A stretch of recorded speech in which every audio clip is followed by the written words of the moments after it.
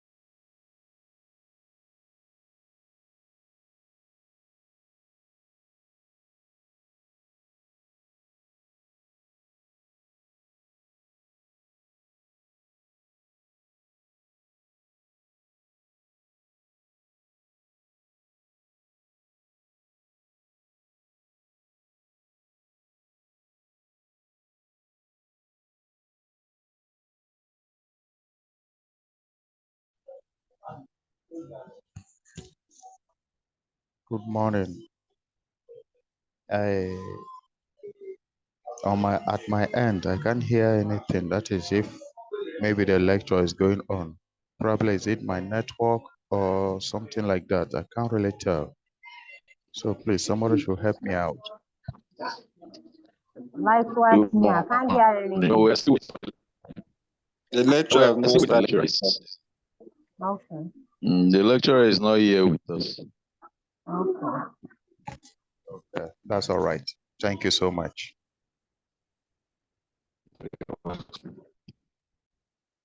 And development. This event is an event that is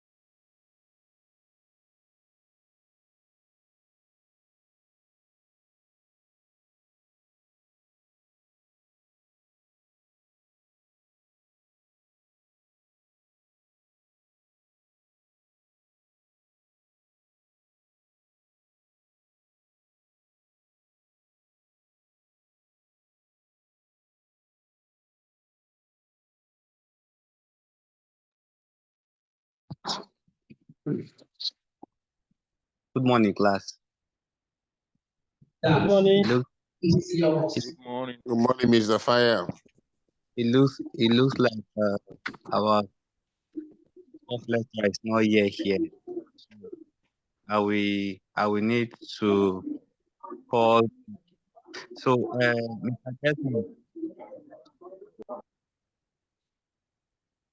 Mr. Desmond, can you hear me?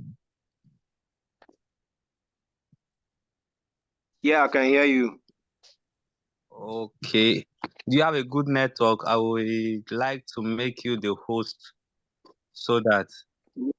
Yeah, I have a good network. All right. Okay. He's already online, oh. The lecturer is online already. Yeah. Okay, I can see. He's online already. Okay. All right, that's fine. Okay. Good morning, class. Good morning, sir. Morning, Good sir. morning, sir. Good morning, sir. Good morning, sir. Good morning, sir. Morning, sir. Who is trying to? Good morning. Who is trying to make himself host Good morning, when sir. the network is giving headache? It's the class rep. Okay, the concept that wants to make himself host. He's already a host. He wanted to call you. That was why he was saying he wants to make somebody a host, so in case anything. Then, but now we now saw you come back online. Okay. Good morning, sir. Thank you. Good morning, my dear. I was also trying to call the cost rep that this is link. What is the problem now? I joined since I was here since 9, and I don't know. It was 9:45. I thought it will log me in. I tried, no way, and finally, I don't know what happened. The thing just came up. Okay, that is good. How was the night? I hope you enjoyed your night. You got the slides that I sent.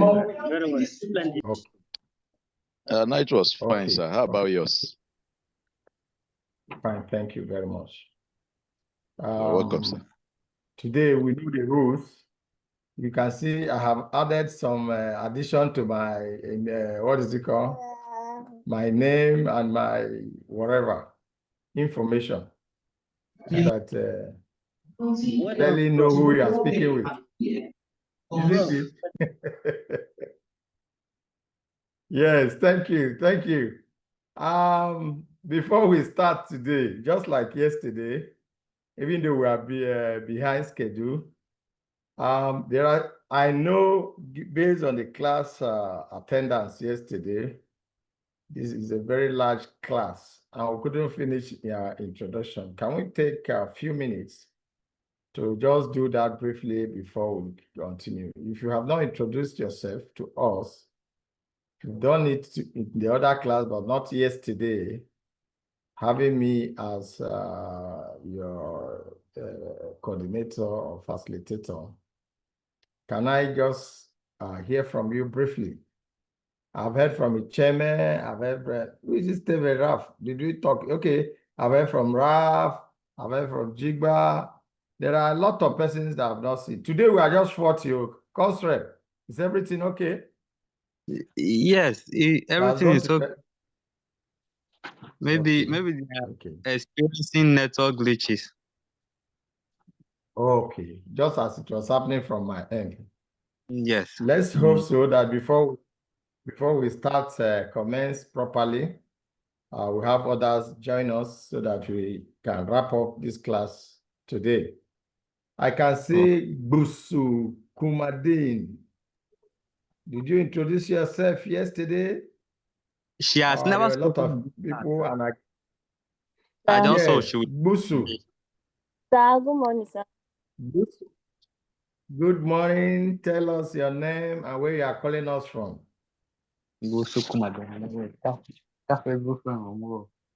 Ankpa quarters. I didn't get that. I said I'm Busu Kumaden from Makodi. Ankpa quarters, sir. From Ankpa quarters. You are welcome. It's part of our introduction. You have seen my name already. If you can see the slide I hope you can see the slide. Yes, I can. Yes, that's my name, Dr. A.I. Ochalebe, Associate Professor of Agricultural Economics. That's my phone number. And for all of you that may want to reach me personally, and then that's my email contact, official, my institutional mail. You can always reach me on this line and the email. Calvin Azande. Thank you. You're welcome. Good morning, Busu. sir. Calvin, introduce yourself. Good morning, sir. Good morning, Calvin. Yes, sir. My name is Calvin Azande. I am in Makodi, George Akume Way. Thank you very much.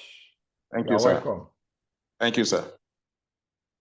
Yes, please, let's do it randomly. I might not remember people that have spoken or not.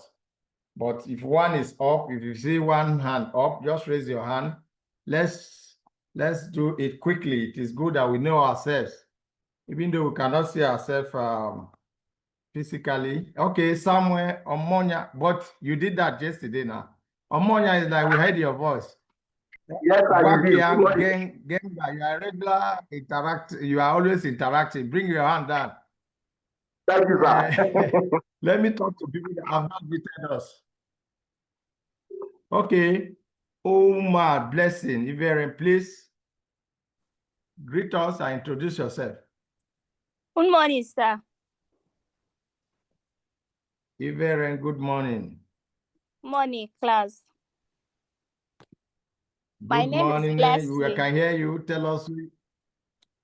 My name is Blessing Iveren Ouma. I'm from Benue State, Makodi to be precise. Where are you calling from? Where are you interacting from? Benue, Makodi to be precise. Are you in Akpa? No, I'm in Ajusa. Where in Makodi? Thank you. You're welcome. Bring your hand down. Let me see another person. Thank you. Yes. Good morning, Can we be sir. fast about it if you didn't introduce yourself? Good morning, sir. Good morning. My name is... Somebody is talking, but I don't quite...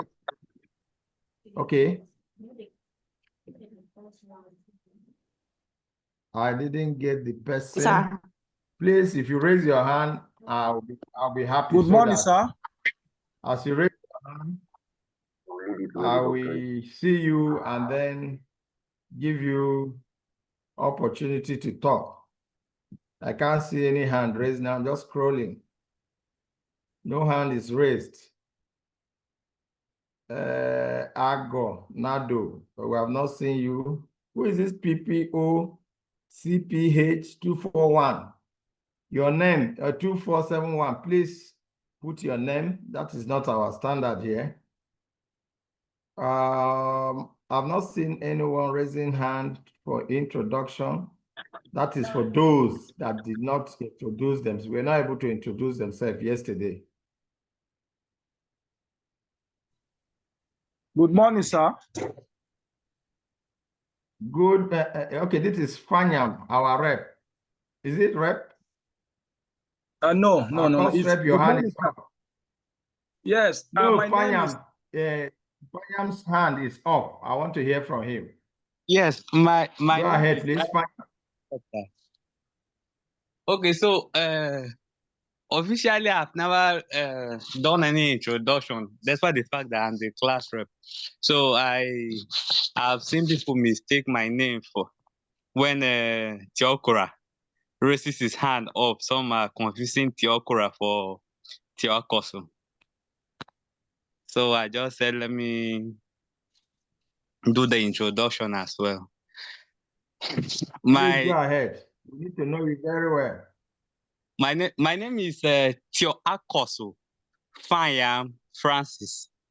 But I prefer Fanyam because it makes me more original. Let me prioritize certain things. I was your IT student during my PGD. So I'm directing from Makodi, Ankpa Ward. Okay. But Fanyam, Fanyam, there is one Fanyam, Tiokra too. There is another Fanyam, Tiokra, not Tiokra, what? There is Tiokra, Fanyam. No, that one is not your Fanyam, sir. That one is not Fanyam. Okay. Yes, There are two Tiokra. Okay. There are two Tiokra. Okay, Tiokra is different. Is Desmond. Tiokra and then Raf. Okay. No problem. It's good you introduce yourself. Come on, Even sir. though you didn't tell us what part of Makodi you are talking to us from. I said Ankpa word, sir. Oh, Ankpa words. Okay. I now recall where we met. That's great. You didn't call me since then, but no problem. We've met again. Oh, sir, All right. Let's proceed. Good morning, sir. Okay, good morning. Who is speaking now? It's Otepo on the cooler. I'm calling from Daudu, Guma local government, sir. Daudu, Guma local government. Yes. Yes, sir. You said your name is? Otepo on the cooler. What? Otepo. You're welcome. Yes, sir. Yes, sir. Okay. No problem. We have on the Kura. We have heard on the Kura. Thank you. Yes. Zule Kusheki. Zulea. Is it Zulea Kusheki? Please pardon me if I didn't pronounce it well. Good morning, sir. It's Zulea Kusheki, sir. Okay. Good morning. How are you doing? I'm fine, sir. All right. Where are you calling us? Where are you talking to us from? I'm from Zaria, Kaduna State, sir. Oh, great. That's the network there. It's very good, sir. From where in Zaria are you calling us from? Zaria in Tudunjukun. Tudunjukun. Okay. Yes, sir. Good to have you online. Thank you. Please, Thank you, sir. Infinix. You're welcome. Infinix X6528. Please write your name in full. We don't know you and we are not going to attend to you that way. Please, if you are Infinix, your name is Infinix X6528. Write it in full. I think that is one of the directives from even the management. So who else is raising their hand? Nobody? Are you saying that you have done? Good morning, sir. Good morning, sir. Good morning. Is it Unisa? Okay, Unisa, yes. Unisa John, joining from Makodi, Benue State. You didn't introduce yourself yet? You did. It's like you introduced yourself yesterday. Yeah, I did. I thought we are doing your introduction again. Yes, sir. No. It's for people who couldn't meet yesterday. Okay, sir. Okay, because sir. when you call your name now, it just flash. Okay. You know, this All right, our sir. brain is saving everything that is happening. Thank you. Okay, sir. So right. those that have not introduced themselves yesterday, that could not introduce themselves yesterday, we met a lot of persons, at least close to 30 or 20 something. We just want to be sure that we're on the same page. If you are not talking, you are wrong. If you did not explain to us, if you don't want us to know you, we will hide you. Even your exams, we will not also know you or recognize you. Good morning, sir. Good morning. Good morning. Who's speaking? Onguga. Onguga. Yes. Go ahead and introduce yourself. Yes. You taught me during my undergraduate. Econometrics. Hey, that is great. Yes. I'm coming from Makodi. What did I teach you? Econometrics. North Bank. You're also my neighbor. What did I teach you? Econometrics. I say, what did I teach you? Econometrics, 500 left. That is great. Yes. I hope you have not forgotten all that I taught you. Yes, I can still remember. Olima. Okay, that's good. Olima, Inyangbe, Juliet, you are raising your hand. Can we hear you? Even though I think you introduced yourself yesterday, but let me know why you are raising up. Your hand is up. Olima, Inyangbe, Juliet. Okay, probably it's a mistake. Can we hear from others? Ejov, Veronica, did you greet us yesterday?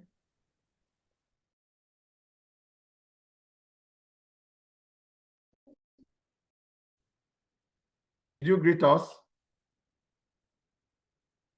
Okay, it's almost 30 minutes. Once it's 10:30, I will start.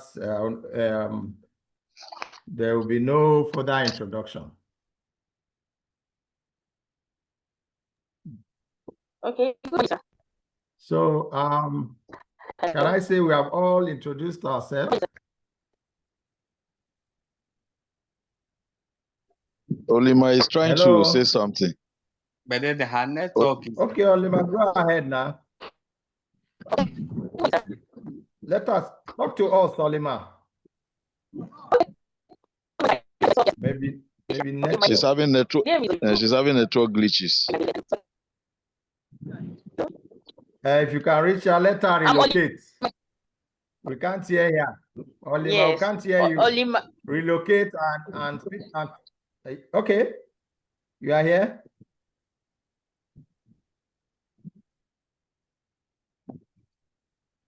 Good morning, my bro.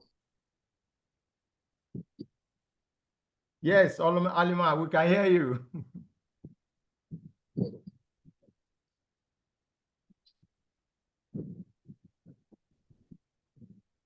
Okay, Olima is off. I think she's trying to relocate as well. So while you join us, if you haven't joined us, if you haven't introduced yourself, you do us well and yourself a favor. Let us at least know you by your name, even though the pictures are showing. If I see you one-on-one in the market, I might not be able to recognize your faces. But I hope that will be solved when we'll be doing, is it exams or revision? Is revision still online? Course rep? No, sir. Revision is face-to-face 1 week. No. Okay, the revision is face-to-face. Yes, revision is physical, sir. Yes, sir. Yes, sir. Okay. I think by that time, all the names I've been hearing, I will know them face-to-face, and that will be great. Thank you so much for the introduction. And also want to appreciate the entire class for your contributions and cooperation so far. I indulge you to continue in that to help us conclude this course very peacefully and in a manner that we understand ourselves without rancor. Yesterday, the class, you cooperated, at least most of your mic were muted throughout. And I want to solicit that you give me that kind of cooperation today. And at the same time, you know the rules. At any point you want to talk, just raise your hand, and I'll always give you room to air your view. Whether it's questions, comments, or whatever you observe that you want to say, you are free to say it. It's an adult class. Like I always said, feel free to interject, but do it orderly so that all of us can be on the same page. For those of you who were not here yesterday, I told you that my class is an interactive class, and by the grace of God, as master students, you have so many at this level. There are different reasons for coming here. Some are for promotion, some are for certain things, to have new names, some for further studies and all of that. I really understand where you are coming from, and your learning background from what you have said. Some of you are very old, not young as some persons. Some are very young, not too experienced. But it is our duty, especially from my own end, to ensure that everyone is carried along. As long as you are participating in this class and you come, you attend the classes from the attendance. I told you yesterday, I'm just repeating it, that you should not be afraid of failure, because when you have that fear, it's always difficult to read and even understand. So always become whatever I will set will be based on what I have taught you. And by the time we do revision, you even have no reason. Some of you might not need to read again. Just come and write your exam and pass the course. I think there are several courses you guys are offering. Some persons may be different. That's not to say that's for all lecturers or facilitators. It's the same principle. For me, as a principal, once you are a postgraduate student, there's no need for you to fail my course. And I will not allow you to fail unless you want to fail. For instance, thank you, if you did sir. not write the exam, how can I help you? Yes, if you did not write the exam, there's no way I can help you. So such categories of person, if you don't attend my class at all, you will not be able to write anything. You like read a note from tomorrow. You can see the way I rushed yesterday. I just want to ensure that today we are able to conclude this component of the course so that you can face other things. And at the same time, yesterday also, I couldn't give you guys much forum to interact. I like interactive classes. I was also trying to get to somewhere so that today we'll be calm, and if there is need to look at what we did yesterday, again, we can go over it. My name is there. I'm happy you've gotten the slides. For those of you who went through it, as we proceed, if you have issues, please let me know. I will always address all issues with respect to this course. And yesterday we introduced the course outline up to 6, and we're able to cover 2 components yesterday, which is the historical process of development, and under development, taking into account both internal and external factors. We're able to look at some theoretical approaches in the analysis of developing countries. There are a lot of theories, thousands of theory on development processes, but we're able to highlight some few components for you that are relevant to this, our discussion. If you want further discussion, we want further theory, especially the ones that are applicable to us in our current state of being. By the end of I've told you the learning objectives, and we also told you the areas that Dr. Tene was supposed to cover, which you agreed he has covered 95%. The other aspect, we also look at it. I told you, like the historical process, we discussed it yesterday, because I told you that without knowing your history perfectly, or if you know where you are coming from, you will not be able to understand where you are, let alone moving forward. So we look at the pre-colonial era, we look at the colonial era, we look at also the early independence period, what transpires, especially the colonial era, where everybody thought that the whites, or most persons before now, thought that the whites or the Europeans or the developed, so-called developed world today, are perfect beings, and they are ready to move every country forward. I'm sure by now you understand that they came for their own benefits, goals, or whatever you call it, their personal interests. And their interest was not meant to develop us. So whatever they did was for their personal interest.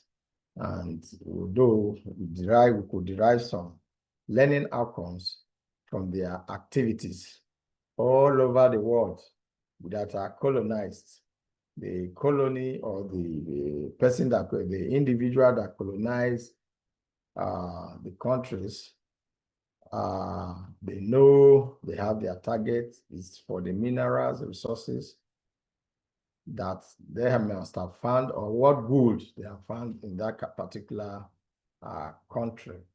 So we should be aware of them and some of the policies they bring to us in form of aids, in the name of aids. It's weakening our currency because they will bring in their dollars, and by us spending their dollars, we are weakening the naira. Some of you don't even understand that aspect. You think that they give you money for development. They will never give you money and tell you to do a key developmental project like someone mentioned yesterday as a way forward, that we need to do our constitution. Will the whole world, if they are really interested, never give us any aid to ensure that our constitution is in place? If they really want, we can do it. But then, if their goal is to help us, not to come and gain what they want, key sectors like education, industrialization, you have them all over the countries because they are not interested in those areas and they don't want us to industrialize. They do so many things to ensure that we don't move forward. And that is not to say that we don't have, like the cost rep said yesterday, we have capacities, and we are also naturally endowed, both intellectually and even in terms of natural resources. Within us, what are we doing as a nation, as individuals, as leaders, as group, to move the nation forward? And when I paused yesterday, you people really wanted to take over the class because it was a top story. It's a topical issue that bothers everyone. Nigeria wants to see itself move away from the shackles of the developed world that is all over us. So I saw it in you yesterday. Everyone to express his or her opinion, but I gave a little time. Today, whenever as we progress, you have time to discuss even what we have discussed yesterday, because it's issue of development. And as we are, as small as we are, that is in developed world, it is this kind of discussion that forms the engine room. I know in some parts of the world, the stages of their development, you know, bureaucracy, some of you that are working in the ministry. In developed world where things work, you know, a nation, any system, it's like a car that is built. Any car that is built has its engine room. As a country, the engine room of the country is the ministries.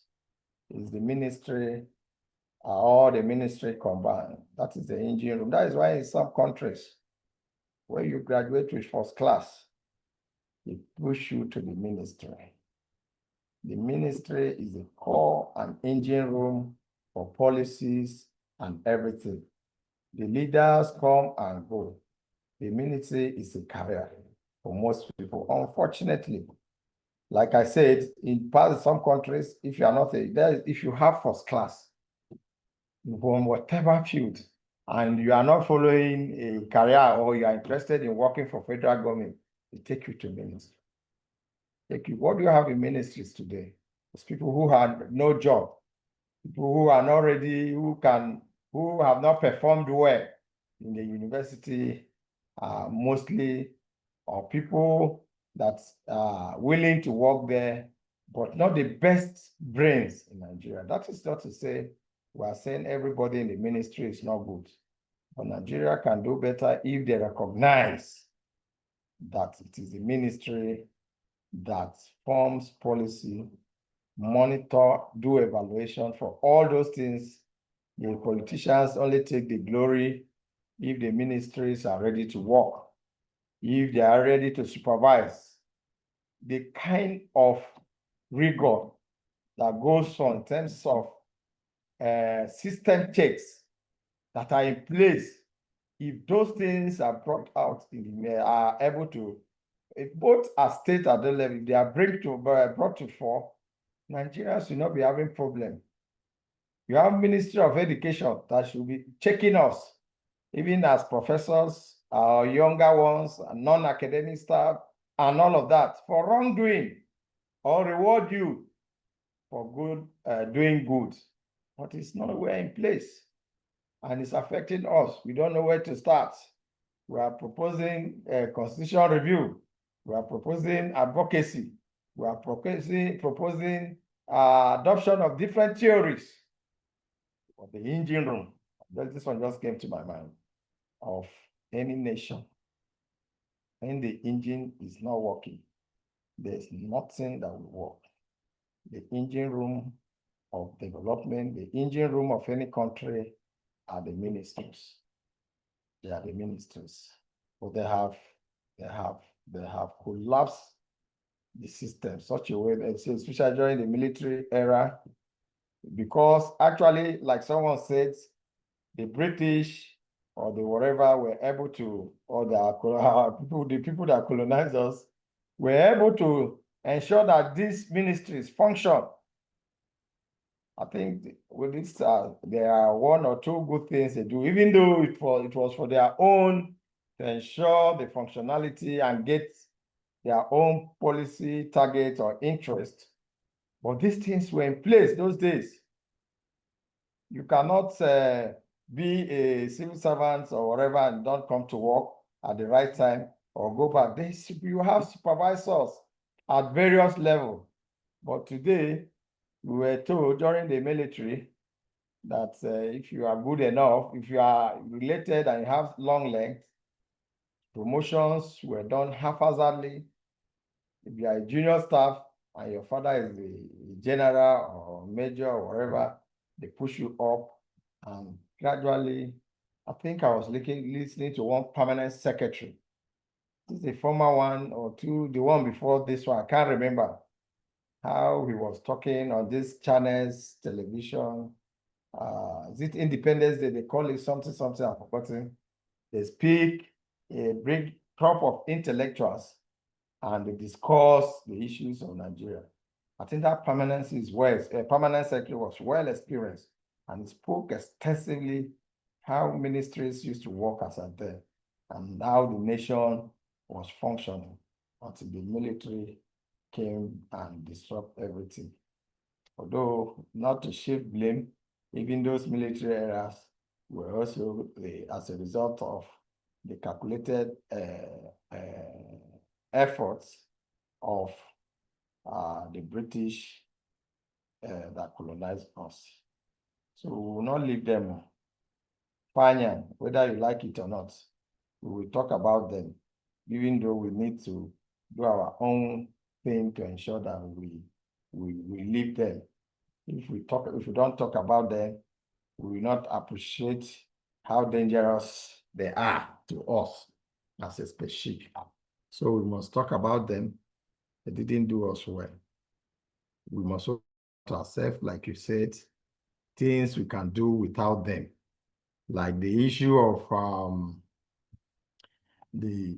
leadership in our country, the issue of governance. We're talking about our governor yesterday that is doing excellently well, even though few may see it as being political. I didn't have time to expatiate. But I will tell you that whatever is good, as in Nigeria, we should be conscious of it and encourage it. It's not everything that is politics. In short, we have politics in Nigeria. When you see Otom in Benue State before, he came in as either PDP, he went to APC, he jumped back to PDP. So where is the politics are you talking about?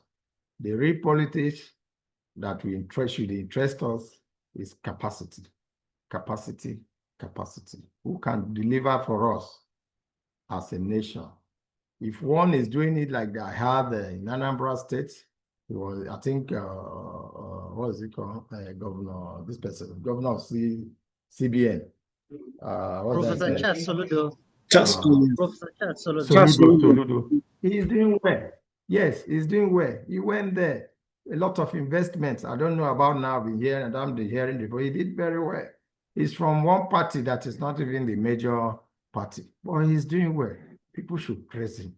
And these are the kind of people, when you praise them, like our governor in the state, if he's able to do 8 years, we can also project him to go up there and do what he has done at the grassroots. So it's not something to say we should hide from him.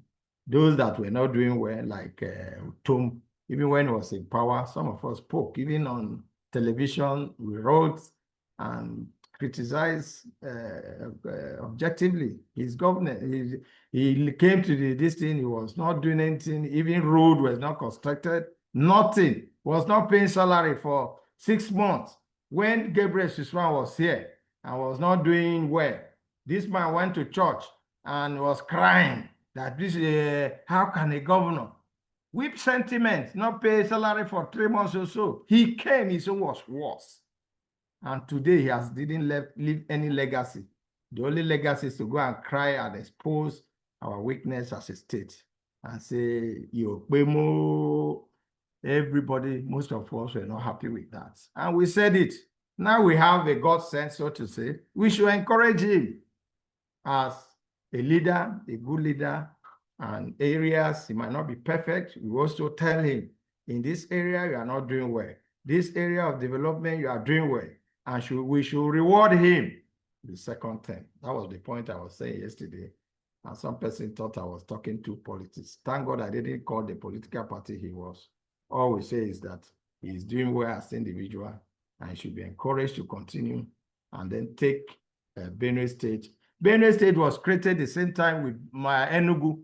Go to Enugu and see the development. What has our past leaders, what were they doing that we are still in this mess?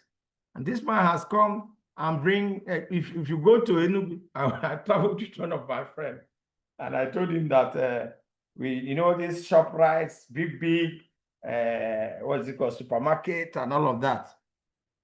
I say, you should show me one, this thing that is similar to shop rights. He couldn't mention. I said, maybe you should tell me that it's DO supermarket. Because we are not ready to tell the truth to leadership and encourage what is right. Those are some of the internal factors that we're talking about. And also the cost rep also reminded us that the bulk of the problem is in us.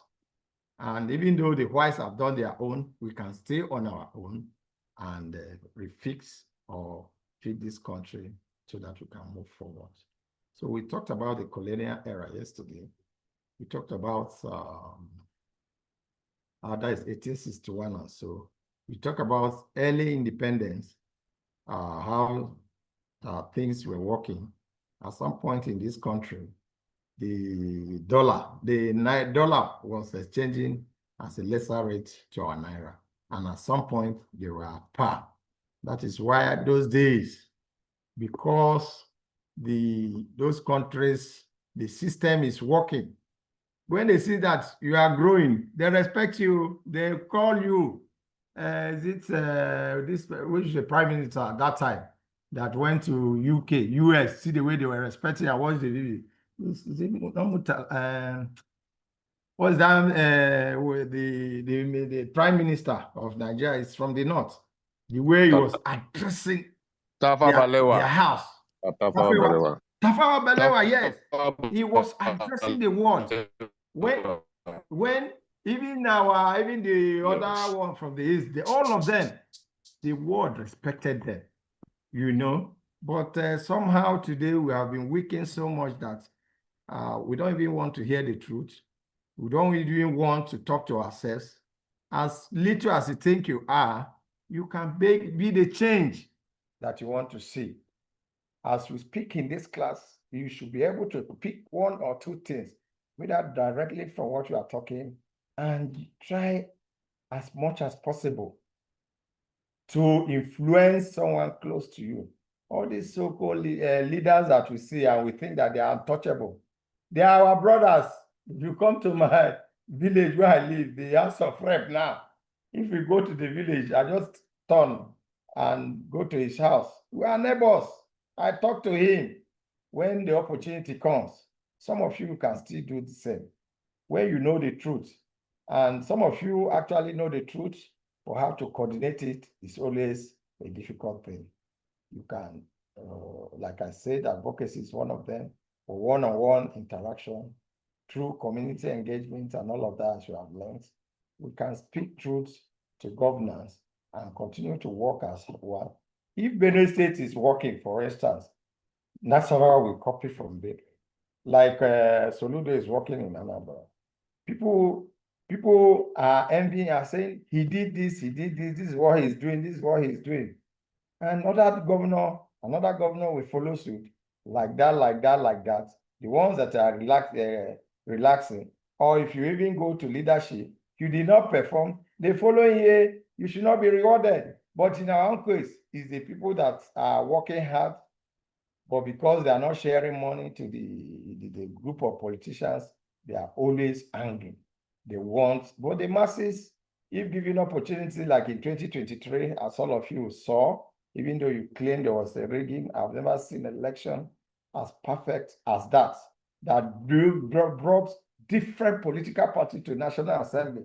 Before, it was only the strong men, the governors, that will be in the Senate or other position.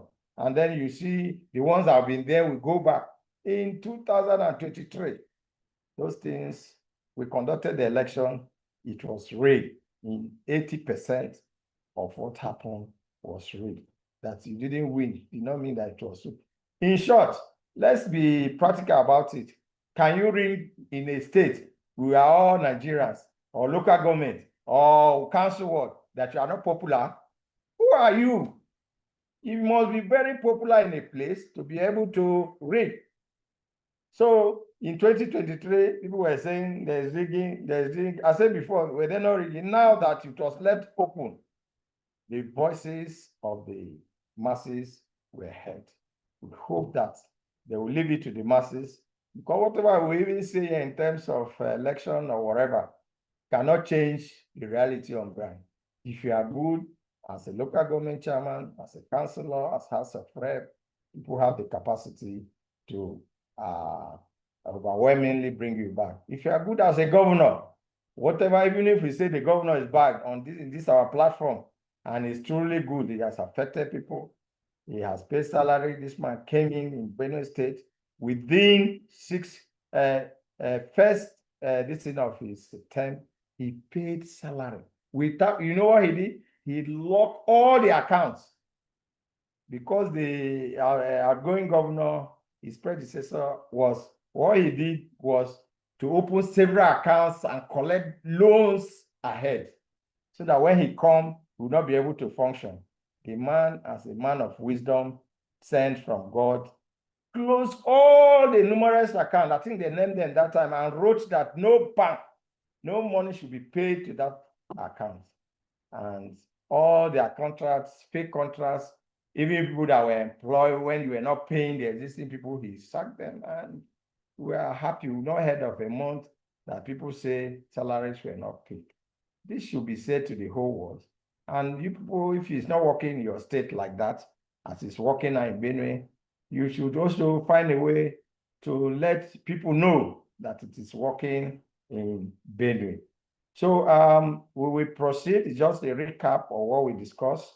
We look at some of the challenges of the structural adjustment program, even though it was the way it was designed, it sounds very nice, but at the end, it resulted to poverty, unemployment, and social unrest. And then we talk of the democratic era in 1999, when Nigeria returned to democracy, which brought some political stabilities. But it appears as things are going now, politicians have forgotten where we are coming from. And they have worsened the situation. Everybody, whether you are working or you are doing this, everybody is suffering. And instead of them to ensure that this is resolved, they are adding more and more. And one day, I'm sure as we are gaining consciousness, that is why I was so happy with the way you responded yesterday. I know that there's a lot of consciousness on leadership, what government ought to do. If it's playing its role, we are all aware. If it's not playing, we are all aware. We are not just aware, we know what to do. So as a country, we should always be conscious of what is happening. Don't say, hey, it's them, it's them, it's them. It's not us. And the thing is all affecting us now. Whether you are in government, whether you are even working in a good organization where pay, you know where your money is going. You can't save, you can't invest because the value of the Naira is very low. They look going to Ghana those days, when we travel to Ghana or all these neighboring country, see the way they used to respect. They respect us.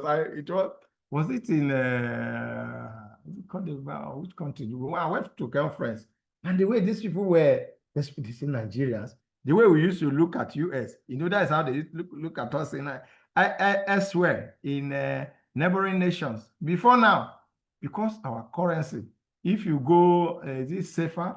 If you go with just 100 Naira, if they give you safer, you will see they will give you plenty safers. Today, the so-called, the reverse is the case. The safer, as low as they are, as less developed, they don't have even resources. Their currency is stronger than our own. Is it not a cause?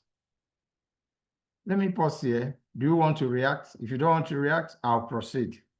You have anything to add so far? No. Internal factors. We look at internal factors yesterday, and we look at the issue of governance as our issue. So we are giving it a balanced look or examination of what happened before. What are the internal factors that affect our development? We talk of corruption, weak institution, poor governance, and all of that. When you talk of weak institutions, that is what I have said. If we want to solve that problem of weak institution, our ministries at federal, state, and local government must be strengthened. Look at the issue of their promotion from one stage to another. Is it fair? Is it fair that somebody, because you have been working there for 20 years and you've reached the stage of assistant director, you should be a director in the next listing, and then they bring one graduate because he or she without experience connected and made the director. Those are issues of governance. It's not even always at the issue of the top hierarchy of leadership like governor or president. Even at our own low level, when they give you an assignment to do you do it the way it's supposed to be done? Do you shortchange people? Are you conscious of the effects or the negative effects of your actions on institutions and everything? He said, no, they gave me a contract of 2 billion, 1 million, not even billion, 2 billion to supply, for instance, to the university, markers and all of that. You want to make 500 out of 1 million. You go and supply fake items. Are we helping ourselves as a country? The institutions that are supposed to monitor you have also been compromised. But I can tell you as a nation, if you are able to get few things right, the ministry, that is the engine. If you have fault, everything will be faulty. If your engine is faulty, you cannot move as a nation.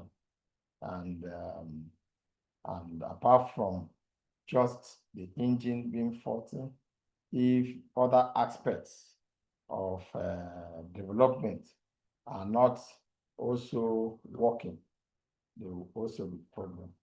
So we should ensure that our institutions are strong enough. Where actions, when Buhari came in and he said one thing that he wants to do, I was like, this man is going to be one of Nigerian saviors. He said he will reform the police. The police is the arm of government or agency of government that is responsible for carrying out these laws that have been passed. They are the one to ensure that they are being enforced, to enforce law and order. Instead of them doing that, they are the one not for the causing disorder and all of that. If police system, you have a perfect police system, you know that even this corruption, even this Boko Haram and everything we cease, there is no crime. It may surprise you for some of us that have done some one or two things to the police, you will know that there is no crime in Nigeria that the police, if they want to stop or they are not aware of, they do everything. Kill a policeman today on this thing, they will bring you to book, no matter how many years it takes. My uncle in Abuja, he said he's a churchman, but he also liked cheap things. He went and bought one property that a DPO and ex-DPO left. Then some guys came and said they want to sell the property, and this guy, he bought them. Do you know that within 6 months, the man was not still here again, and where the property is a very far place, and my uncle bought it from another, took it to a very far place. But because it is their own and they want to work, they traced my uncle. In short, it's one lady they put at this investigative, whatever. He didn't know. He went, how he got to know my uncle, where he was working, he was interacting. They were just gisting. Like that's one time my uncle was telling everything. He bought this thing from here, he did from here, he did. So it was even the same lady that was doing the investigation. She has a nice heart that saved him. He was almost would have been jailed for buying stolen property, because if in Nigerian law, the person that stole a property and the buyer, they are all treated as criminals. Even the buyer is treated worse than even the person that stole it. Okay, so that is how it is. Eventually, he was arrested, and the lady, just the way he spoke, that the man is man of God. Maybe it was the lady that wrote and protected him, but all the properties he bought was recovered, and they left him alone. He lost the money in the process. So the point I'm making that if the policing in Nigeria, when they say don't do this, don't urinate in public, don't defecate in the public, don't do this, and it's in the law, it is the police that should ensure that these things are enforced. But they are not doing it again. Why? Probably because of what is happening in the system. But if any leader can come to control and say police system must work, our laws that have been put in place, they will change overnight. They will change overnight. You will see that the police will no longer collect this thing, because their law, the way they are intertwined, they are very strict with them. But because we have bad leaders and all of that, the institution has not been strengthened. Go to develop what we want to develop. When you give, you ask somebody to do anything, police, because they relate with the society, In developed world, they pay them also very high. Not these peanuts that they give to them. The incentive is poor. You have a family of 5, 6, how much do they pay them? Their own is even worse than our own. So a whole lot of things in Nigeria. But if the ministries could be strengthened, if the police is enhanced, their services and everything is enhanced, Nigeria will be on the path to progress.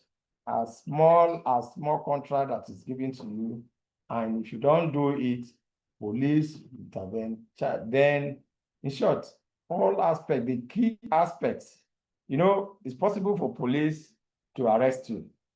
If it is not, if you are not prosecuted, if you are sent to court and the judiciary decide to ignore it, so you are weakening police. But there are things that will be put in place, in perfect place, if actually we have good policing.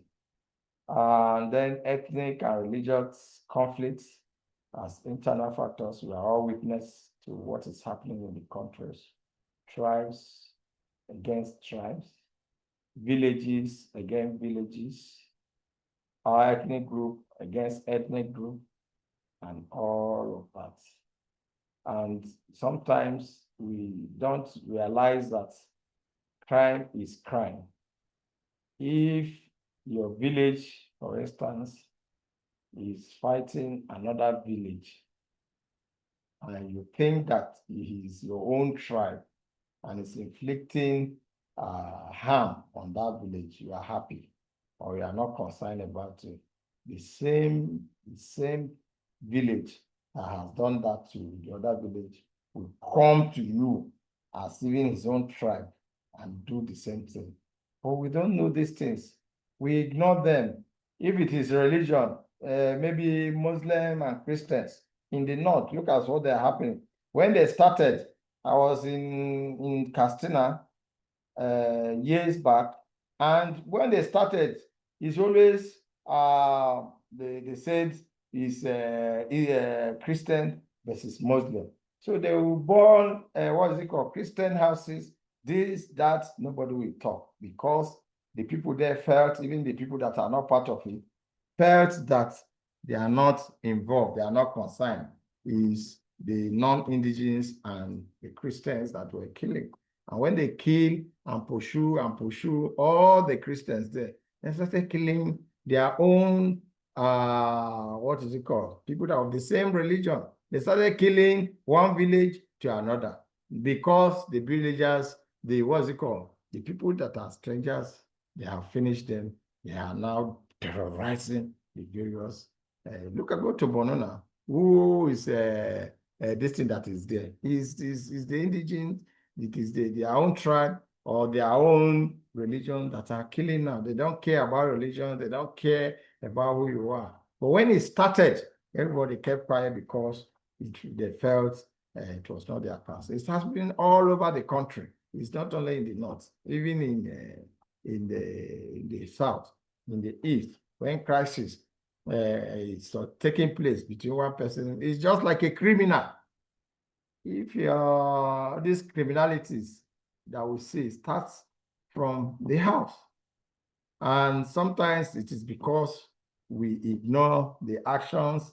It doesn't bother you. Your child goes out and come in with what you didn't give him. You give him money for pencil. This before he comes back home, he's having 10 or 20 biros. Before you know, he's buying biscuits. You are not concerned because you felt that your money is intact. Before you know, he will start with you when he doesn't have anywhere to steal. He starts stealing from the parents and sometimes if you even start from the parents because you did not give him good training and all of that. Those are some of the ethnic and religious issues that will not help, that are not helping development. We want to situate a road that is going to benefit you and other persons, but because it's not passing through your village or it's not passing through your community and you are in power, you don't want the road to go there. These are ethnic and religious conflicts that hampers development. Population growth is rapid, like we said. Overpopulation can lead to underdevelopment because of pressure on infrastructure, education, and health facility. We also talk of external factors. We have extensively spoken on that. And then we summarized that the development of Nigeria are products of historical processes influenced by both internal dynamics and external pressures. So we moved on to look at some of the theories that could help us overcome these challenges. And you talk of modernization theory, we talked of dependency theory, we talk of world system theory. And one thing we said was that there is no one theory that suits all. Every theory has its own benefits and disadvantages. Our own ability to harness them together and try to ensure that we put a square peg in square hole with feminist theory. We talked about that, grassroots participatory, and then we stopped. Today, we are going to look at these theories that have been mentioned, the implications they have on our development process. That's where we're going to start today. I hope that we may not get to 1 or around 12. I think we should finish the class today. But that notwithstanding, I will still leave the floor. I hope you can still hear me. I'm not talking to myself, but it's good. The class is quiet and attentive, listening to my discussion. Let me pause small. Yeah, and you, let me sir. hear small discussion. Yes. Okay, you are with me. Yes, sir. Okay. Does anyone have Yes, something to we're say? with Just you. raise your hand. Yes, okay, thank you. Does anyone have something to say? You just raise your hand. We touch on some of the issues of development. And even some of you that raised your hand yesterday, I couldn't give chance. Don't do a U-turn. There's still room. If you have something that you wanted to say, sir. I wanted to say something on this. Based on what I have said, it is true. In addition, we should also be doing this and doing that. Some felt that we should not be talking about political issues, but majority felt we should talk of political issues because there are issues that affect us and affect development. You have any comments? Yobi Sunen Richards, your hand is raised. Let's hear from. So can you run over the policy implication of modernization theory? Thank you. Can you just run over the policy implication of modernization theory? Okay. You want us to start? That's your own. Yobi. Isn't it?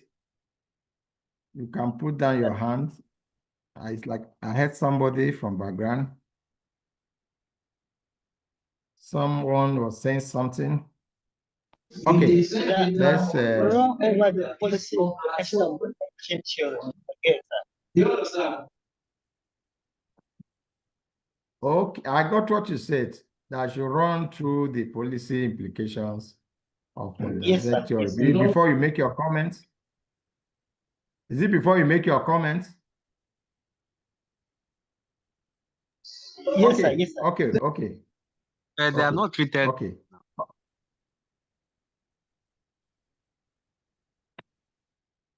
Okay. I think it's only Yobe that was trying to talk. I didn't, but it's like I'm hearing one sound from somewhere. But that notwithstanding, Yobe, you can put down your hand and let's proceed.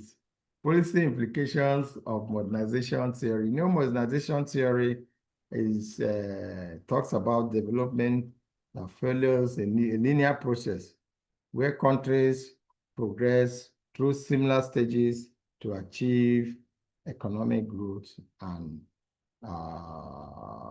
modernity, that is the modern life. The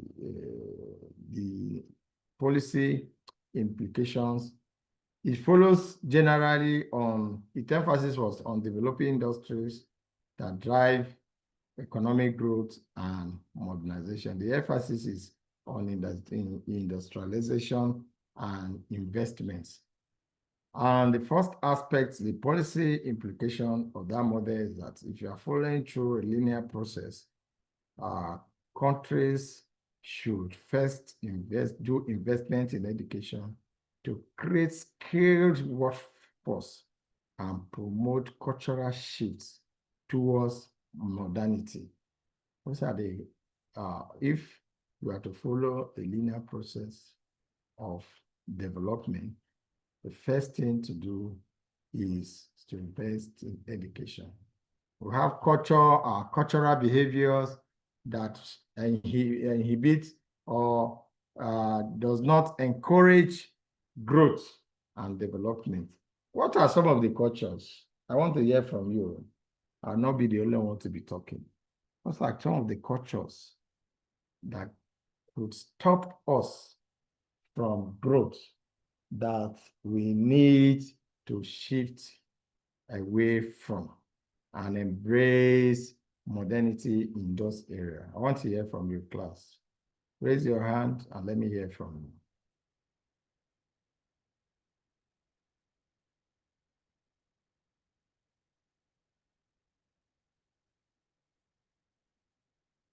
Class rep, are you with us? Yes, I'm with you, sir. Okay, let me start with you if you're okay. Manasseh. Okay, sir. Good. Yeah. Yes, there's Manasseh hand up already, so I wanted to hear from you so that you take the lead. You know, sometimes to start, it's always a problem. When you start, then maybe others will start opening up. Like today's class is a bit cold. I just do a recap of what we did, and it's something that we have done before. And I've given you the materials. You can ask questions. You can do anything. But Manasseh, let me hear from you. Yes, sir. All right, sir. Up till now, there are some cultural practices that are seriously inhibiting development in various places. Let's take a look at genital mutilation. Irrespective of the level of education, the level of sensitization, and all that people have done, there are still genital mutilations in some areas. And if you look at the effect of this genital mutilation to the women, is devastating. It makes them become low in everything. In fact, right from that time, once they are being mutilated, they even push themselves to the background. They don't come to the front in order to even compete in anything. They feel they are just below and they are nothing. That has really hampered development in our society. Another aspect that has also brought about that hampered development in our society culturally is the issue of birth twin that is not very much in place, but still in other places they are still practicing it. When a twin is put to bed, the other one has to be killed. So if they don't, because they say one has to be has a power than the other. These are traditional beliefs that doesn't help. Probably maybe that person they killed and thrown into the forest would have been the governor or president or somebody tomorrow that would have helped to bring ideas that will help in development. But the fact is that person has been killed. Thank you. Do you remember this child that was thrown in the dustbin and became a billionaire? And somebody picked him up. Is he a pastor or something? I've forgotten. I'm just agreeing with you. Go ahead. Yeah, yes. So, if all these cultural practices are put aside, I guess to a certain level, development will come to Nigeria. Thank you, sir. Thank you very much. What he just said has to do with effect on health. Apart from the head, the psychological effects. When you talk of female genital mutilation, you have been hearing of cancers of all type and this. It is those practice that we're doing as a culture, as a way of life that leads to all these things. And there was no need to do that even in our scriptural, wherever it is not there, wherever that thing came from, nobody knew. And there have been a lot of years, jingles and all of that to ensure that the thing stops, but people are not taking it seriously. So it affects health. And one thing that affects the health of the well-being of individuals, it leads to health issues and affects development, as we have been saying before. Thank you very much. Fine, yeah. Okay, I'll say fine, Koso. Yes. Okay. Fine. Sir? Okay, sir.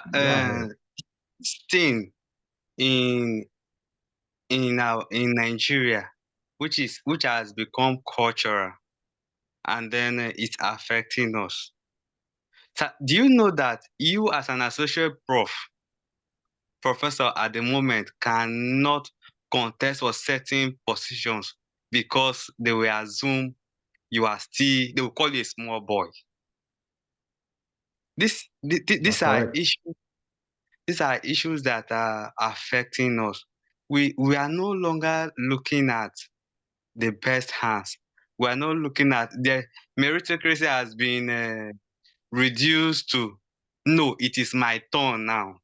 And don't worry, you are leaders of tomorrow. Do you know that Amechi became the Speaker of Rivers State House of Assembly at 36? Gawan became the military head of state at 32. Then was it 32 or even 28? So. No, it was 32. So right now people who are 40 years, one, they are unemployed. In Benue State, they are reduced to media boys. You see, to the extent that even the position of a youth leader, somebody who is around 50 years, 60, is dragging the position of a youth leader. I mean, when are we supposed to be leading? And then it has become so terrible, and we have accepted the toga of being small boys to the extent that even our reasoning as youth is now reduced to that of a child, where because I follow a particular politician, as far as he's saying white is red, I'm supposed to follow him. Sir?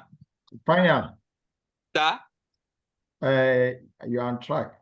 Yes, I just want to add something that what you are talking with respect to culture is our belief in age more than the capacity of individuals. Exactly. Is a culture in our place, in virtually, not just in Benue State, everywhere. That is why you can see, like you say, rightly say at my level, somebody will say, I'm a small boy, I should wait for my turn, because we respect, we believe, not just respect age. Respect is not a bad thing. We believe so much in age more than capacity. Just to put what you are saying in the context of what we are discussing. Exactly my point. So nobody wants to know that you are experienced. You are in fact, you are even lecturing your students to start advancing sustainable development. Nobody wants to know all of those things. Nobody wants to know that you did your master's, your PhD outside the country, and then you are going to bring in valuable experience to community development. you have to wait until you are 50 years. So even if the person that is 70 years is a dummy, we have to wait for the person to rule and die. Yes. So these are issues that, for me, it's hindering our development. Thank you, sir. Thank you. Manasseh, still want to talk? Yes, sir. Okay, yes, sir. let's hear you, please. I'll be adding value to us. Manasseh, go ahead. All right. Thank you so much, sir. I also remember, you see, westernization of today that has to do with even our dressing culturally has been, to a certain level, is fading away. Our girls today, you see them walking naked on the streets, even in schools and some other places, if not because of most schools now have made it that nobody, no girl, no boy should behave, wear kind of clothes that are not, that are detestable. Anyone that is wearing clothes that are detestable will not be allowed in. If not for that, you would have realized that even in classes, you see boys and girls wearing things that are not our culture, because they have borrowed that culture from the musicians, the stage. Because even this kind of dressings that we dress, if you go to those countries that sing music on the that are on platform, when they are on stage doing all these things, they don't dress like that after the stage. But once our people here will copy that kind of thing, we bring it into Nigeria, and then we begin to use it everywhere. Manasseh. Because I'm a musician. Yes, sir. Manasseh, do you think that our mode of dressing is hindering our development? Do you think so? Can you link that to development? Yes. Can that be linked to when I talk about the mode of dressing, why it is, yes, why it is linked to development in this aspect. Once you go for a job interview, your behavior, in fact, it starts with your dressing. Your dressing tells whether you are qualified to be employed or not. And if we dress in an indecent manner, most of the time, you will not get that job. No matter how capable you are, most of the time, if you don't have a long leg, you won't get that job. And that has hampered what that person would have given into the society in order to bring up something. Even if you don't go for a job, for instance, if you are selling or you are doing any craft or anything that will bring promotion or development in an environment, and I see you dress half naked, personally, I will not patronize you. And that will also have hampered development. And dressing is a part of a culture of a people. Yes. So that's why I or look even at it in that direction. those dressing, yes, I understand perfectly. Even Sir, excuse me, sir. Let me add up to what Manasseh just said. I think I want to react there. Okay. Go ahead. Hello, sir. Let me Yes, add up tell to us your what name. I Manasseh can't just see said. your... Who is that? Who is that? That's Abu Who is Sesu talking, Simeon. please? Abu Sesu Simeon. Okay. Yes. Okay, Abu Sesu, go ahead. Go ahead, Those please. indecent dressings, again, most of the time promote societal vices that society are against. Like those indecent dressing can lead to rape and other things that will cause underdevelopment at some point again. I just want to add up to what he said. Thank you. Okay, yes. Thank you. Thank you for that, because I wanted to see the link. Like I always tell you, maybe when we are going to meet, whatever discussion that we are on and we are doing it, it is always important to link it directly to what we are discussing. It used to help You know, in exam, for instance, if I'm setting Excuse exam me, sir. and I ask you a question on development, Excuse hold me, on, sir. please. Hold on, please. Okay. Hold on, please. And a question is asked, relevant to development, how culture hinders development. You might mention a good fact, but if you are not able to link it, I'll have a problem giving you marks. A lot of people, okay, we are going to give you a group, is it group work or tests or whatever? You know, you need a CA for continuous assessment. Before, what I usually do is to group, like you are much, I can group you like 5, a group of 10 or so, or 6 times something to 10 groups. And then I'll give you an assignment or discussion. In short, most of those discussions is what I always come out with in the exam. And then when I'm hearing my students, I say, you guys have this thing, but you are not linking it to what I want. So some persons, they will now understand, okay, this is after I grade them, I usually mark of 40 then, but I think they say masters. Yes, guys, I think your CA is over 40. And then maybe over 30, and then look at what I can do with attendance and make it your CA to be 40. So there's always that missing link between being able to identify an issue and linking it how it is related to this. The issue, like in this case, modernization theory and development. So, but that is fine. Somebody, you obey. I think we are done with you. Or are you the one raising hand? Yes, I am the one raising hand, sir. Yes, sir. There are hands. Yobe, There are hands up since. Yobe, I thought you had spoken before. Sir, thank you, sir. Just to comment on what Samson said. Thank you, first of all, for raising that. I was trying to also understand the link, because I remember the question you asked was what are the cultural practices that hinder development?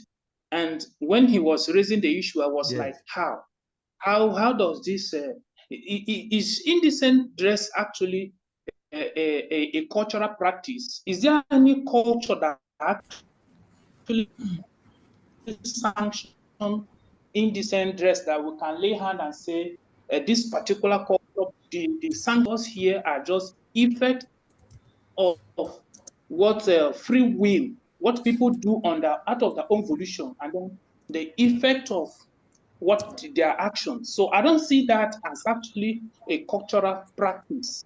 In as much as the effect may touch other developmental aspects, I don't see it as relating to the question that you asked, because the question was the certain cultural practices that can affect or hinder development. That's my view on that. Then to also project my own point, I think also exclusion of or gender marginalization.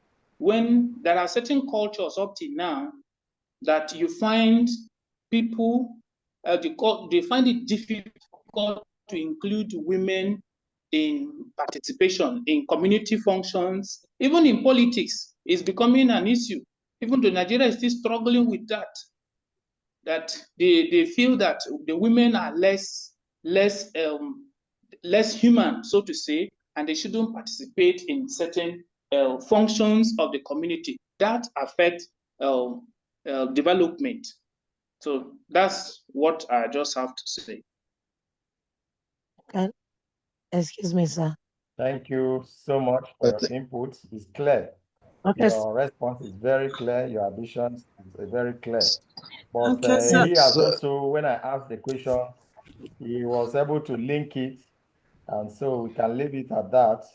But actually, what you said is perfect. That was my question. Is that okay? Sir, my hand has been up since. My hand has been up since. Plenty hands are up. Sorry about that. They said not right. Gemga, go ahead. I saw, sorry, Gemga. Sorry, sir. Gemga. Sir. It's called I want to observe, sir. Okay. Sir, let's also be gender Observe, sensitive. observe, since an observation. Somebody just raised an issue of relegating women. Please, sir, let's be gender sensitive before somebody will report our class. No, actually, No. I am going to report the class right now because my hand had been up since, and Yes. I'm sure that there's another sister that's been trying to talk and she Yes, has not my been hand given has the been off opportunity. since. And Yes. I don't understand how men will come from the They're other just side and trying to dominating. defend They're the not cause even of letting women. us to talk. No, let me rescue my lecturer. You could No. even We right want here, to right see. in this class, we are already experiencing Yes. segregation Even at the right back. in the class, The yes. men are fronting our cause, which is not right. It was Coming that I down was now. giving hands. Okay, please. Gemga Hello, is hold on. on. Okay. Hold on, I'm the coordinator.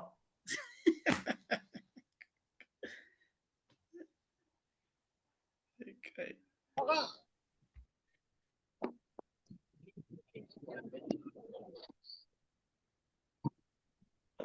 Hello, sir. The network has thrown him out. No, not network, sir. Please kindly unmute yourself and speak again. Allow the lecturer to talk, please. Sir, kindly unmute yourself, sir.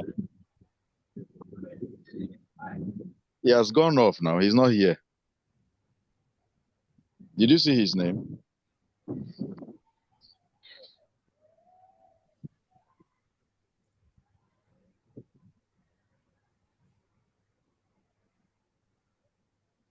Okay. Actually, the network took him The out. network has thrown him out. Network, or All maybe I mistakenly mute myself. Sorry. Sorry about that. Can you hear me now? Yes, we can hear Yes, sir. you, You're welcome back, sir. Sorry about that. I don't know how the thing just mute itself, and I was not looking in that direction. Sorry about that. I was saying that before the class we turn to gender issue, we will listen to the ladies, but first, Gemga has been on since. Yes, sir. So let's hear him, then one or two ladies can speak. Even Tiokura Thank you. Raf has been. Thank you, Prof. Good morning, Prof. Yes. In terms of Good morning, my dear. culture that hinder development, I see language there. Language can hinder development in the sense that what I can communicate with my brother to do, with my brother to carry on or to carry out in a second, I will be struggling to speak Oyibo language, and that can take us back. Then if I see this language as a barrier to development, and again, I listened to your recap of what we taught yesterday. Then you get mention of police. And before I will enter into this, let me ask this question. It will sound very funny. So those policies and theories, are they bringing it out now or they are there since? What made me to ask this question is this. Our leaders, our so-called leaders, do they pass through those policies or do they read these theories? If the answer is yes, what is making them to misbehave? I believe very well that in development, it's not who you know, but it's who will deliver. It's just like what is happening in FCT. The minister that Mr. President gave, the man is trying, and he's from a different party. He's from a different party. They have not come to APC, but he's doing well. Apart from the former FCT minister, Erufai, the subsequent one are rubbish. Till now that this man bringing up, that is, we are seeing development, we are seeing a lot of achievement, construction all around, despite the fact that nobody is perfect. The whole primary school section, they are on strike for the past 3 months. Let me put it, 3 months now, and nothing is done about that. education that's supposed to be the key of development. And they start from the grassroots. The grassroots is primary school. But in the other side, they tried a lot. And I see development is not who I know. It's not my brother, it's not my uncle, it's not my in-law. But who will do what? Deliver and promote your name, make your name high. Thank you, sir. Thank you, Gemga. These questions is what some persons have answered before. We don't put square peg in square holes. Some of these people that get there is not because they have the best of brain and best of minds. It's opportunities, and that's what we're talking about. Some may have gone through them, some may not. And because we don't put square egg, or square peg in square holes, that's the problem we are having. We are just, so to say that these theories are coming now, it's not true. They have been there all over. Part of them, we have been adopting them, but very haphazardly, uncoordinated. But these theories are meant to be coordinated and integrated into development issues in Nigeria. Let me quickly hear from one of our ladies. Is this Pusu? Is Pusu a lady? Sorry, I hope I'm not making a mistake. Pusu is the one I'm saying now. And to let you guys know, the computer just prop up only some hands. I'm not seeing like 1, 2, 3 hands at a time. Even when I see some hands, I would like to view to see if there are others. I can't even see anything like that. So it is not really my fault. I think TV Raf. like now I'm seeing David Raf. I'm seeing Yes. Ladi Christabel. I'm seeing Rosemary. Rosemary. Edu. Okay, and then Pusu. Yes. Rosemary, Edu, and Pusu. You can see that it's just 3 ladies' hands that are up. So let me hear from you. Pusu. Yes, sir. Good morning, sir. So another. Yes, after Pusu, I want to hear from Eche Ladi. Then we can wrap up and then discuss other things. Okay, sir. Another cultural practice that hinder development. We should look at early marriages in some culture. There are some cultures that believe that the place of a woman is in the kitchen and in the other room. So when we look at early marriage, It's the other room. It's in the other room, not the other room. yes. Proceed. Proceed, Pusu. Which room? So when we give out these little adults, Please let's not go into that. We will not finish. Pusu, okay. Go ahead, please. I'm saying it when we give out these little children out for marriage, it limits their educational opportunity, which they have a lot to give out in the general world. If they are educated, they can also hinder development, that promotes development in different aspects. That's my take on it, sir. Thank you very much. You are completely right. Sorry, sir. Let's hear from Eche Ladi. He also has No, don't add. Eche. No. I didn't give you hand. Eche Ladi, please. Yes, good afternoon, sir. Yes, hello, afternoon, good my afternoon, dear. How are sir. you? I'm fine. Afternoon, I can hear you. Yes. Okay, other cultural practices that may hinder or hamper development in Nigeria, we could just look at widowhood rights and some practices that surrounds widowhood.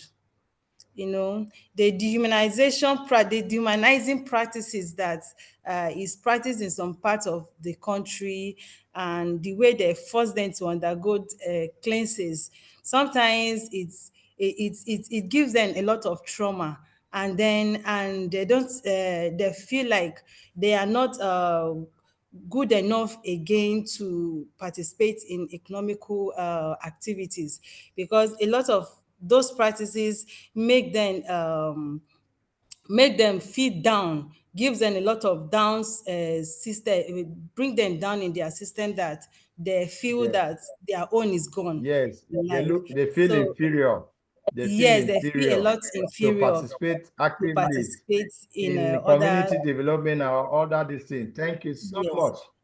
And Thank other you thing so I want much, to say also, Ladi. caste practices. The way they practice, some Yes. parts of the country practice their system, like in all this, like example, Osun caste system, historical practices can also hinder development aspect of the country, because you are not from this caste, you are not from that caste. The grading of the caste, you are not from this, so you are not fit to attend this kind of opportunity in the society. So just like we said before about employment and also community participation, even marriage rights to some caste is very, very is very, very limited. So caste practices also can affect development in some regions in Nigeria, which will, as a whole, hamper development in the Thank you country. so much for that useful insight. Eche, thank you so much. Your insight is something else. I appreciate. Thank God I gave two ladies. Okay, there's Olema in Yangbe. Let me see here. Olema. Are you Olema? Anybody that is speaking that is not Olema in Yangbe is wrong. If it's Teve Raf, Tiwa Kura, you are wrong. Hold on, Olema. You have everything. You have the floor. You have the internet. Talk to us. Good morning. There are some. Hello, sir. Can you hear me? Morning. Yeah, good morning. Hello? Yeah, we can hear you. Okay, some of the we can hear cultural activities that can hinder development. One is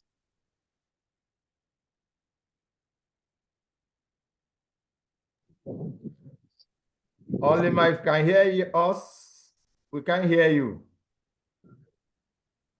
Network issues. Olema, we cannot hear you. Some family believes that network issues. Okay.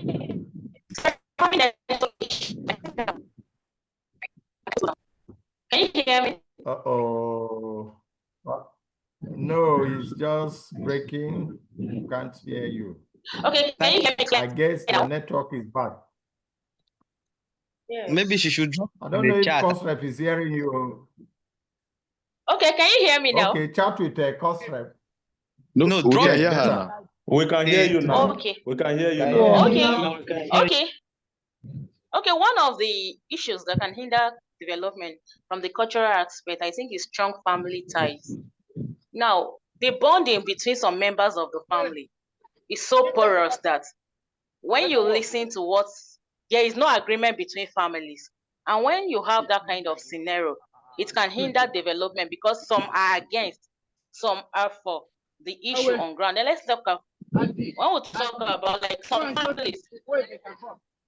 families accept training of a girl child in school. Other family members will say a girl child is not supposed to go to school, and which lingers to issues like early marriages, and it leads to poverty and other issues. So I think family ties too affect cultural development.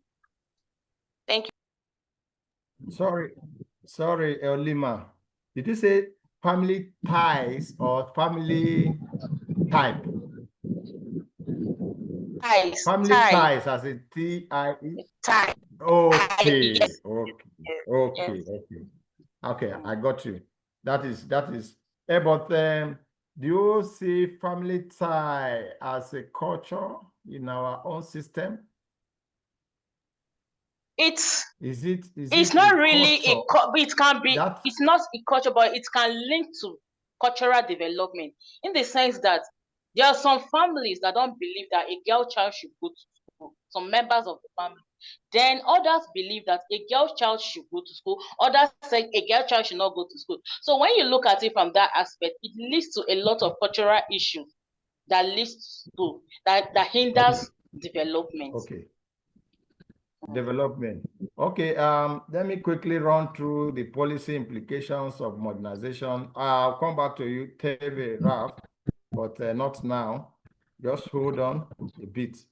Can put your hand down. So we are talking of education. We also talk of infrastructure. So, the kind of laptop I have doesn't retain light for a long time. So you permit me, there's no light now. The source of power has been taken. So you allow me to run through. If my battery is still on, we will hear from you.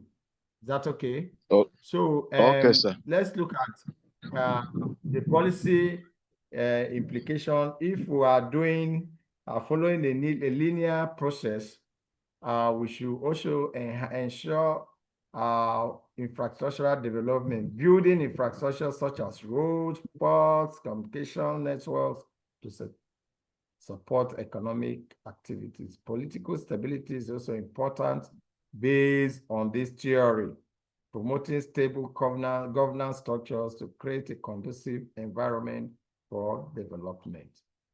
And to continue in that same regard, example of such implication will be large-scale industrial projects and national education program. So if you want, I think partly we are doing that and also borrowing from other development theories. So development of modern transportation and communication is a good example of how the implication for the modern theory has come into being. So we also look at the dependency theory.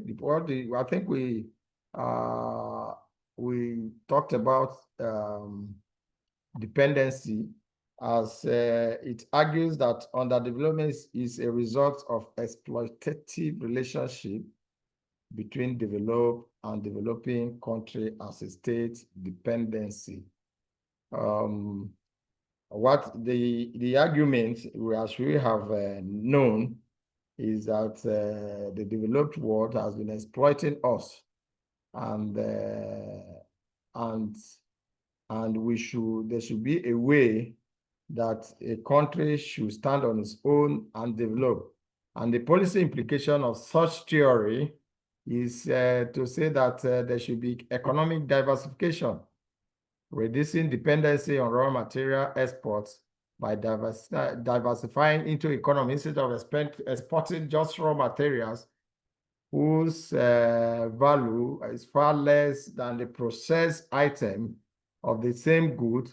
We should rely on diversifying the economy by relying on value chain development. Nationalization is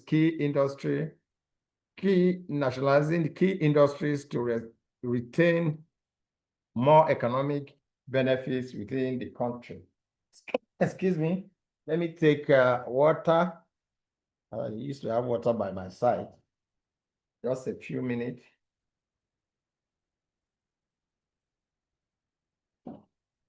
Okay, regional integration, strengthening regional trade and cooperation among developing countries to reduce dependency on developed countries. Protectionism, implementing protective tariffs and trades to nurture local industries.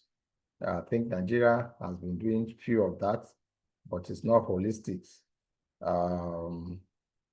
There are certain things that we produce in Nigeria that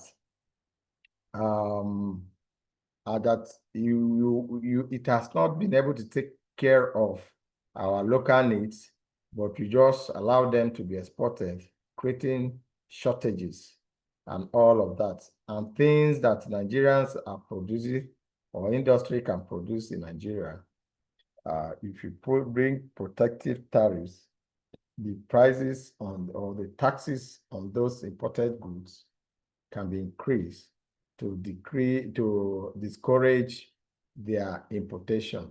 Like for instance, in the area of this, what is it called? This car, this our local innocent is producing cars, and people are busy importing cars. If we are a nice government, we should encourage him, and so that others can also key into that business. And then Nigerian will also be an exporter of cars. But we keep trying to bring the industry down, saying that he's just packaging or whatever cars. But in most of the wars, and if you ask from engineers, if some of them are with us, they will tell you that every car is the same process. It's just small, deviate from small innovation and then call it your name. Just small things. They are not, it's the same process that produce all those things. But because we are not encouraging the local industry, we are not helping our own. We import all kinds of cars, used cars from so long as from outside. And then instead of government to find a way to support local-based industry so that they can also sell them at the same prices as our import of fairly used car and all of that, or Belgium cars, as we say, call them. Government is not doing that, but this is the implication. This is what the theory of dependency is, that we should not be selling our raw materials. We should dwell on our locally produced goods to enhance our economy. Policies, for examples, are policy favoring import substitution, industrialization, and creating of regional trade agreements and economic blocks. Do we have the capacities as ECOWAS, nation or country, to create the regional trade? That is an issue for another day. So we look at policy implication for world systems theory. The world system theory expands on the dependency theory, positing that the global economy is divided into the core, semi-periphery, periphery, with each distinct unit. So on that one, global reforms, the implication is that there should be global reforms advocating for changes in the global economic system to create a more equitable distribution of resources and power. And for the core peripheral relations, implementing policies to strengthen the position of the peripheral countries through strategic alliance and reform is important. Promoting sustainable development practices that consider global interdependence is also important for the world system economy, so that no nations will be sidelined and considered as periphery, semi-periphery, and all of that. Everyone will be on the same page. Examples of such policy include participation in global movements, advocating for fair trade practices and policies aimed at reducing negative impacts of global shifts on peripheral countries. So these are the aspects we should be looking at if we want to implement this world system theory. And also, we talk about policy implication of the world structuralist theories. Its implication is that there should be state intervention, active state involvement in economy to guide development and address structural imbalances. Import substitution. I know when you talk of active state intervention, you know what it means.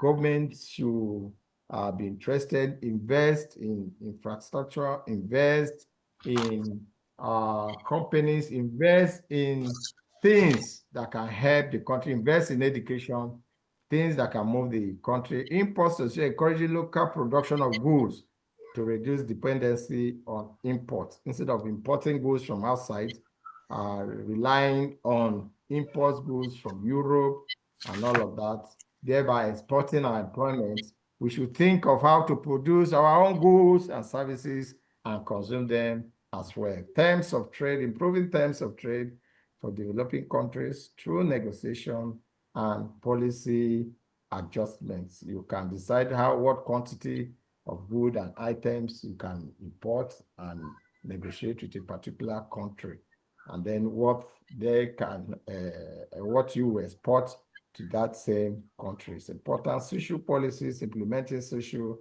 policies to reduce inequality and living standards.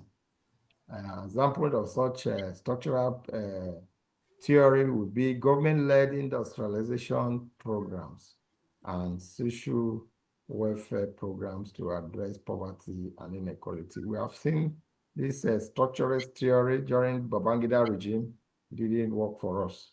And part of that is ongoing still in the country. Policy implication for world neoliberalism. The neoliberalism, as we were taught, advocate for free market policies, minimal state intervention and integration into global economy as a part of development. You can see what is happening in Nigeria in terms of privatization of this thing, and even our oil industry has been privatized. Please, if my laptop goes off, don't feel too bad. We are almost rounding up because it's just 27%. The battery is not strong. So policy implication of neoliberalism, structural adjustment program promoted by IMF, policies favoring open markets and foreign direct investment. Policy implications of human development, you can read them up. You have all policy development, sustainable development, and feminist. You have them in your work. So the summary is that each theoretical approach offers different policy implications that can be tailored to the specific contexts and needs of developing countries. Integrating insights from multiple theories can provide a more holistic and effective approach to development policies. Thank you for listening. My battery is so low, and we are already just 2 minutes past 12. I don't know. What I will say is that we have spent 6 hours. No, we spent, let's say, 8 hours yesterday, plus 10 to 12 is 2 hours. That's about 10 hours. Alternate has spent like 12 hours. The hours that is required for this course is actually 15 hours. We've done justice to this. By the time we meet to discuss the manner we are going to present questions, class rep, please link me up. Let's agree on whether I'm going to give you tests and on what date and all of that, whether it's group discussion and how we are going to go about it, so that we can be on the same page and enhance that you have a CA. I don't like the issue of where I take question from exam to do your CA. The exam is over 100, everything is over 100, and then 40 or 30, I'm not sure. Undergraduate is 30, I think postgraduate is 40%. We are two taking it, is having 20%. Who is talking?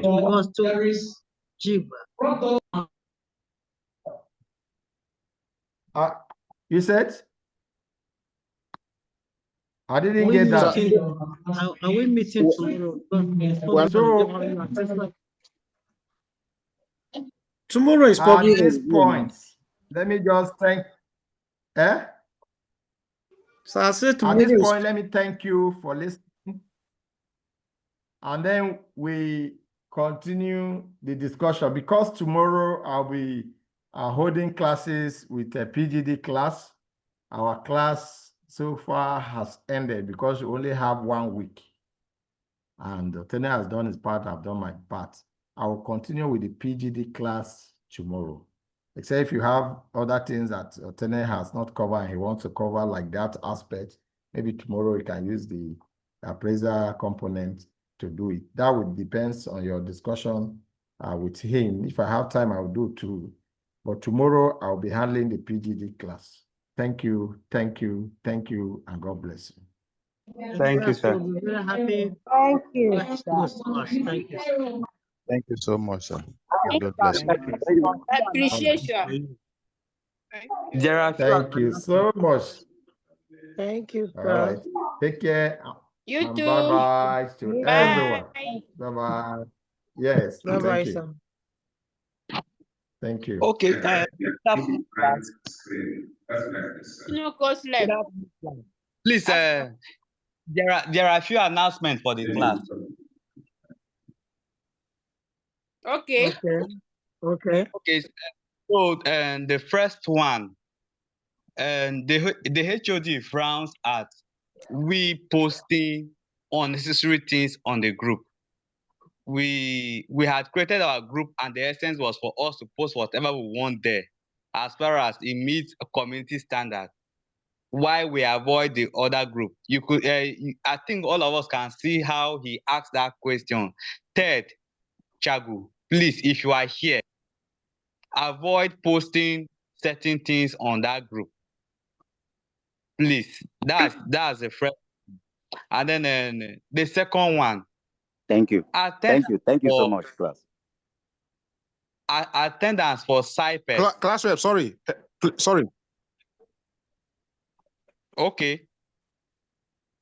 Class rep. I can hear you, sorry, sir. you know that point, the first point you made. You know that first point you made. Some people go to that main group to be asking, is the lecture holding? I cannot see, network is bad. Or this. All those things should be limited to our own group. Thank you. Thank you, sir. Exactly. Okay, so now the second one, IPES or CyPES, as you may want to address them, they don't take attendance for granted. And then every lecturer, the HOD and myself, we have been reminding you to change your name. There is attendance. By the time you start explaining to these people that you were attending classes with iPhone 8 or Infinix or 419 or PPO, you go explain tire and nobody will want to hear you because there are no evidence. Please, it will make more sense if all of us graduate. Hello, class. Concerning me, my this thing, I think I have done that. I've corrected that notion. I'm still appearing as iPhone 8 Plus. You are still right now, you it's still are appearing right now iPhone is 8 Plus. appearing. Right now. Hello, like What myself, time? anytime I want to log in, first of all, they pop up my name on the screen and ask me if this is my name. I click OK. So if you are not okay with the iPhone 8, I think when they bring it like that, you can edit it. And then I have also been reminding Victor. I don't know if this Victor is a student or is one of the people monitoring from iPad side. But Victor also has only Victor as his name. This is no name. Anybody can be Victor. Please, I'm taking this time to tell you people because when they start calling me for eyewitness, for me to go and explain, they will pay me money. Now I'm begging. Please.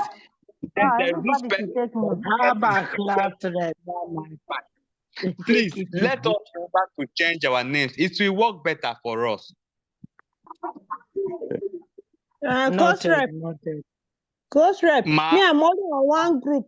I'm only on this our SSD group. I don't know any other group that you're talking about. Only this one too is okay for you.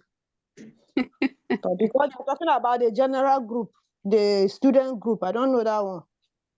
Okay for me, but if I need to discuss now and I go on that our group, I'm not on that. Excuse me, Charlie be coming back again? No. Hello, Crossref. Fire. Is he coming back? No, he's not. I'm not. Hello, please. Is it? Okay, it's not, right? Yes. Okay, thank you. Thank you, sir. Thank you. So okay, so I'm also going to make certain suggestions because when there are issues, I cannot identify who is who. So can we also create a register for ourselves where everybody will come there and write their full name and number, so that when there are issues, I should be able to call. Is that fine? Yes. Go ahead. Good point. You are the course rep. Any decision you take, we are okay with it. You will not come there. You are the any decision you take, we are okay with it. Class rep. Class rep, excuse me. Class rep. Class rep. Yes. Are you with me? Are you with me? Some of us we are having an issue of registration. So I'm muting everybody, please. Yes, or everybody is speaking, and then I cannot control who is speaking. So can we take it one by one? Yes, class rep. Sir? You were saying that you create a platform where people can come and write their names. I hope it's still on WhatsApp here. Yes, I not say platform. I say I will create a register for us all to write our names. Okay. On that. Okay. There's no problem with that. There's no problem. I don't have a problem with that. Okay, sir. So please ensure you use our only student WhatsApp group. And then if the names are conflicting, can we change the name to something else? If that is their official names, they can't change them now. If the names are their official Cost rep, cost rep, look for can change it to what will not conflict with the official WhatsApp group, so that people will not. You can just look for a add logo. students Look for a logo on your and put bracket. there. The logo. Okay. No, but we need to have because I noticed that all of them are starting with MSC. So you could just add students. That's why he says you look for a logo. It's not confusing. It's not confusing. It's okay. That's not a problem. We are not kids here. Anybody who wants to be moving around should continue moving. Meanwhile, Dr. Charlie will talk about test or group work. Let him test, so let him give, please. So which of them? Okay, I'm going to create a pool. I think we should go for group work. Yes, group work. And group work is the best. Group work is the best. I also support a pool for us to vote. There's nothing to vote. There's nothing wrong with group work. Majority carry the vote now. By vote, yes, the the class rep is right. He may ask the question. We have not Is voted it now. our individual work. They all vote now. Would now vote. So guys, let me tell you something. One place. One advantage with group work is that there is plenty of sense to in that work. But the disadvantage is that when you are in a group with people who don't want to do anything, you will just suffer for nothing. You will do everything. You suffer for them. In this case, we will not allow other people to suffer rather. No. So I just want to bring this to your notice so that you know the advantage implication. Cost rep. I have something to say. In here, we are carrying everybody along. Training. We are carrying everybody along.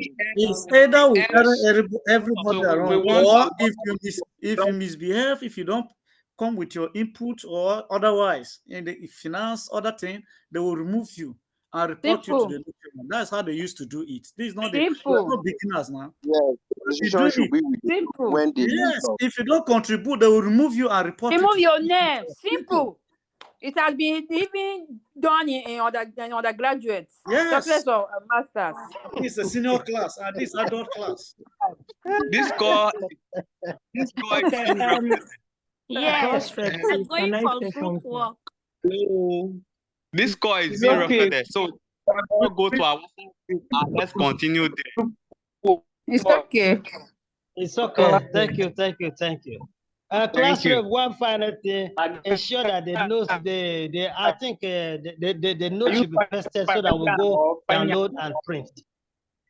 Okay, so for those of us who are not on our only student WhatsApp group, go to the official WhatsApp group and look for my name, Fanyam Theokoso. Then chat me up privately. Some people have sent them the link, but they have refused to join. So then just look for me and then I will add you up. Okay. And then I can. Thank you. Bye. That was missing. Thank you. It's okay. Class has ended.